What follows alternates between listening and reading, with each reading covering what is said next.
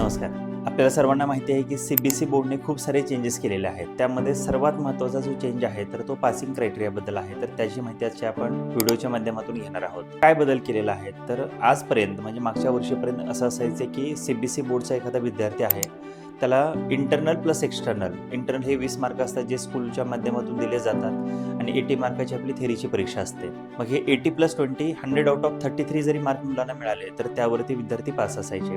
पण इथून पुढे म्हणजे अपकमिंग वर्ष जे आहे 26-27 तर त्या वर्षापासून CBSEनं खूप महत्त्वाचा बदल केला आहे. तो बदल म्हणजे की जे एक्सटर्नलचे मार्क आहेत म्हणजे 80 मार्काची जी थेरी असेल तर त्या 80 पैकी कमीत कमी 27 मार्क म्हणजे 27 मार्क हे विद्यार्थ्यांना पडणं बंधनकारक आहे. जे इंटरनलचे 20 मार्क जे स्कूलच्या हातामध्ये असतात, जे स्कूलमधून दिले जातात, तर त्या 20 आउट ऑफ मिनिमम 7 मार्क घेणं हे विद्यार्थ्यांसाठी कंपल्सरी असणार आहे. तर हा बदल CBSE बोर्डने या वर्षीपासून तो इम्प्लिमेंट करणार आहे. तर इथून पुढे सर्व विद्यार्थ्यांनी आणि शिक्षकांनी याची काळजी घ्यायची आहे आणि आपल्या मुलांना थेरीला 80 पैकी जास्तीत जास्त कसे मार्क मिळवून देता येतील तर यासाठी सर्वांनी प्रयत्न करायचा आहे. थँक्यू.